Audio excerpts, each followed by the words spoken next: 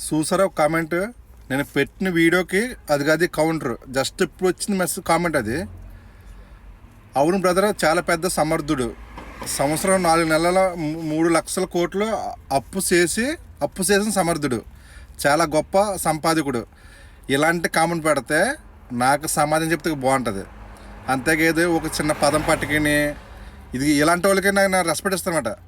ఇలా కామెంట్ పెట్టిన వాళ్ళకి వాళ్ళ జ్ఞాని, వాళ్ళు ఎంతో కొంత చదువుకున్నారా, లేదంటే కష్ట సుఖాల నుంచి బతుకు తెరు నుంచి వచ్చిన తెలివితేటలతో మాట్లాడతారు. అలాంటి వాళ్ళు నాకు చాలా రెస్పెక్ట్ ఇస్తారనమాట. బ్రదర్, మీరు పెట్టిన కామెంట్కి నా సమాధానం ఓకే. 3 లక్షల కోట్లు అప్పు చేశారా, ఓకే నేను ఒప్పుకుంటాను సరే అనుకోవచ్చు. చేశాడా లేదన్నది ప్రూఫ్స్ పరంగా అవ్వచ్చు, అవ్వకపోవచ్చు. ఎవరో ఒకరు నింద వేయాలి కాబట్టి వైఎస్ఆర్సీపీలో ఏదో ఒక నింద వేస్తారు, సహజమే. ఒకవేళ చేసినా తప్పలేదు. సమాధానం చెప్తాను చూడండి. నేను నడుస్తుంటే రోడ్లు అంటే నా మోకాళ్ళ లోతు గుంటలు మోకాళ్ళ లోతు 10 కిలోమీటర్లు వెళ్తాకే భయపడే రోజుల నుండి ఈరోజు ఎలాగున్న రోడ్డు వ్యవస్థ ఒకసారి మీరు గమనించుకోండి. నేను ఇక్కడ గొప్ప చెప్పట్లేదు, లేకపోతే పార్టీని పొగటం లేదు. ఒకసారి రోడ్డు వ్యవస్థ ఎలా ఒకసారి మీరు గమనించుకోండి. వైఎస్ఆర్సీపీ ఉన్నప్పుడు రోడ్డు వ్యవస్థ ఎలా ఉంది, ఇప్పుడు రోడ్డు వ్యవస్థ ఎలా ఉంది ఒకసారి మీరు గమనించుకోండి. నేను కాదన్నా. కొన్ని అయితే మరమ్మతులు అంటే గుంటలు పూడ్చడం, కొన్ని హైవేలు వేయడం చాలా అంటే రోడ్డు వ్యవస్థ ఇప్పుడు రవాణా వ్యవస్థ ఎంత బాగుందంటే ఇంచుమించు 70-80% చాలా మెరుగుపడింది అప్పటికిప్పటికి. మీకు అర్థం చేసుకోండి. రెండోది, నెలకే 4,000 రూపాయలు పెన్షన్ ఎక్కడి నుంచి ఇస్తారు బ్రదర్ ఒకసారి మీరు అర్థం చేసుకోండి. నెలకే 4,000 పెన్షన్ ఇవ్వాలి. 4,000. అప్పుడు 2,000 3,000 పెంచుతామని చెప్పి 2,000 ఇచ్చి 2,250 అలా పెంచలేదు కదా. డైరెక్ట్ 4,000. నెలకు 4,000 కడకంటే ఒకసారి ఊహించుకోండి ఎంతమంది వృద్ధులు ఉంటారో. ఒకసారి ఊహించుకోండి, తప్పలేదు. ఓకేనా. తర్వాత ఇంకోటి ఏంటంటే సన్నబియ్యం, స్కూల్లో సన్నబియ్యం. అవునా, ఇదే సన్నబియ్యం కొడాల నాన్నగారు చెప్పారు ఏమని, వైఎస్ఆర్సీపీ అధికారులు ఉన్నప్పుడు మేము సన్నబియ్యం పెడతామని చెప్పి. తర్వాత అడిగితే ఆయన బూతో తిట్టాడు. మరి ఇవన్నిటికి సంపాద ఎక్కడి నుంచి వస్తుంది ఒకసారి మీరు చెప్పండి.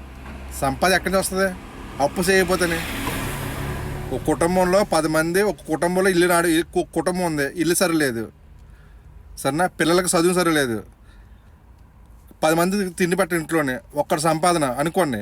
ఏం చేయాలి? అప్పు తెచ్చుకోవాలి కదా. అప్పు తెచ్చుకోలేదా? మరి ఇప్పుడు అప్పు తెచ్చుకున్న తప్పేంటి? అప్పు తెచ్చింది పవన్ కళ్యాణ్ గారు, లోకేష్ గారు, చంద్రబాబు దాచుకున్నారా? లేకపోతే ఎమ్మెల్యేని తింటున్నారా? లేదా ఒక ఎమ్మెల్యే దోశ తింటాక ఇప్పుడు ఎమ్మెల్యే ఉందా మనకి? ఎమ్మెల్యేకి దోశ తింటాక ఉందా ఒకసారి మన ఆంధ్రప్రదేశ్లో? ఎందుకంటే పరిస్థితులు బట్టి తెచ్చిన సొమ్ము ఎంత చెట్టుకి కాదు. మోడీ గారు చెట్లు అంటారు. ఆయన వెళ్తున్నారో బతిమాలుకుంటున్నారో పవన్ కళ్యాణ్ గారు, చంద్రబాబు గారు, ఇలా కొంత పరిస్థితి. ఆయన ఎంతో కొంత ఇస్తున్నారు, తేవడం, ప్రజలకు పెట్టడం. ఒకసారి ఊహించుకొని ఎంత సంపాదన పెట్టడం వస్తుందో. హైదరాబాద్ లాగా మనకు అంత సంపాదన ఇన్కమ్ లేదు కదా మన ఆంధ్రలోనే ఉందా? హైదరాబాద్లో ఆయన ఒప్పుకున్నారు ఏమని 18,000 కోట్లు అని చెప్పి. మరి మనకు అంత ఇన్కమ్ ఉంది మన ఆంధ్ర నుంచి. అంత ఇన్కమ్ లేనప్పుడు మరి ఇవన్నీ ఎక్కడ తీసుకొస్తారు ఒకసారి ఊహించుకోండి. మీరు ఊహించుకోండి. నెలకు 4,000 పెన్షన్ అన్నప్పుడు ఒకసారి మీరు ఊహించుకోండి. రోడ్డు వ్యవస్థ ఎలాగ ఉండేది, ఇప్పుడు ఎలాగ ఉంది ఒకసారి మీరు గమనించుకోండి. మీరు ఒకసారి మీరు తెలివైన వాళ్ళు తింగరోళ్ళు, లేదంటే మిడిమిడి జ్ఞానం ఉన్నవాళ్ళు మీ పెట్టే కామెంట్ నవ్వుకుంటున్నామో మీకు ఎందుకు కామెంట్ పెడతారు మీరు పట్టించుకోను. ఎవరైనా తెలివితేటలకు కామెంట్ పెట్టంటే నేను ఆలోచిస్తాను, ఇతను అలాగ ఆలోచిస్తాడమో, ఇతను అలాంటి వాడమో అని అతను రిప్లేస్తూ ఉంటుంది. ఒకసారి మీరు గమనించుకోండి. నెలకు 4,000 పెన్షన్ కాడికి ఎంత సంపాదన, ఎంత డబ్బు అవుతుంది, ఎంత అవుతుంది ఒకసారి మీరు ఊహించుకోండి. తెచ్చారు 3 లక్షల కోట్లు, మీరు సహజం అనుకోండి. 3 లక్షల కోట్లు అనుకోండి, ఓకే. ఒక రోడ్ని బాగు చేయడానికి నాకు తెలిసి 2 లక్షల కోట్లు అయిపోతుంది మన ఆంధ్రాలో. అంత దారుణం. మోకాళ్ళ లోతు ఉండేది నీరు, మోకాళ్ళ లోతు గుంటలో. ఇప్పుడు అలా ఉన్నదా? ఇప్పుడు అలా ఉందా? ఒకసారి మీరు గమనించుకోండి. ఒకసారి మీ గుండెల మీద చేసి గమనించుకోండి. ఓకే. ఇదంతా అయిపోయిన తర్వాత పక్కన పెట్టిన తల్లికి వందనం తీసుకున్నారు మీరు, ఓకేనా? తల్లికి వందనం, అవునా? తల్లికి వందనం తీసుకున్నారు, అవునా? మనస్ఫూర్తి తల్లి వందనం తీసుకున్నారు. ఇంట్లో అంతమంది బిడ్డలకి ఇచ్చారు లేదా? మీరు గుండెల మీద చేసి చెప్పండి. ఇంట్లో ఎంతమంది బిడ్డలు ఉంటే అంతమంది బిడ్డలకి 15,000 కాడికి ఇచ్చాడా లేదా?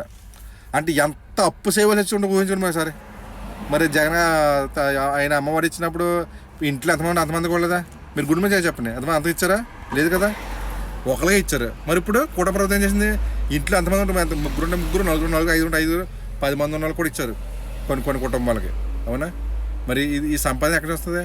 హైదరాబాద్లో 18,000 కోట్లు అని చెప్పి రేవంత్ రెడ్డి చెప్పుకున్నారు. ఏమని 18 కోట్లు వస్తుంది నెలకి ఇన్కమ్. నేను ఏం చేయాలి నాకు అర్థం కావట్లేదు. ఈ సొమ్ము సరిపోవట్లేదు. మరి మన ఆంధ్ర అంత ఇన్కమ్ ఉందా? అంత ఇన్కమ్ మనకు ఉందా? తిప్పుకొడితే 10,000 కోట్లు కూడా రాదు మనకి. 10,000 కోట్లు ఎక్కడ సరిపోతుంది ఒకసారి మీరు గమనించుకోండి. ఒకసారి గమనించుకోండి.